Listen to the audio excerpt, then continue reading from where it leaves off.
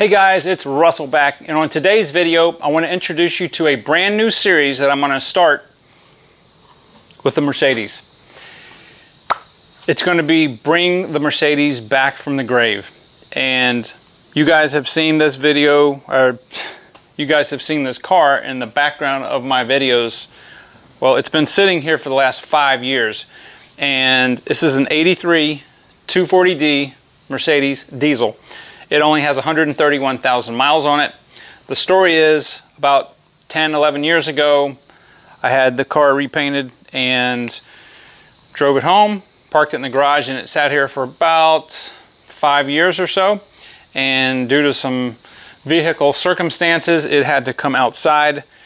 And I thought, well, this would be a really good showpiece to do an entire series on. Now, this series obviously is going to apply to the Mercedes diesels, but a lot of the tips and tricks I'm going to show you about bringing a car back from the dead will apply to whether it's a gas or diesel powered vehicle, truck, SUV, it doesn't matter. So I wanted to introduce you guys to that. I'm going to take you around the car. This is the factory paint, or the factory color, I'm sorry.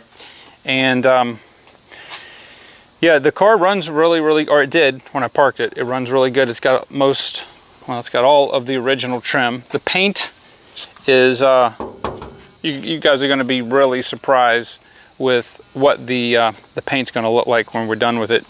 The tire right there, well, it exploded in the driveway, not from running. So it's got a lot of pollen and a lot of junk all over it. It's going to clean up really nice. So this is the project that we're going to be working on. I don't know how long the series is going to take. We're going to take it step by step.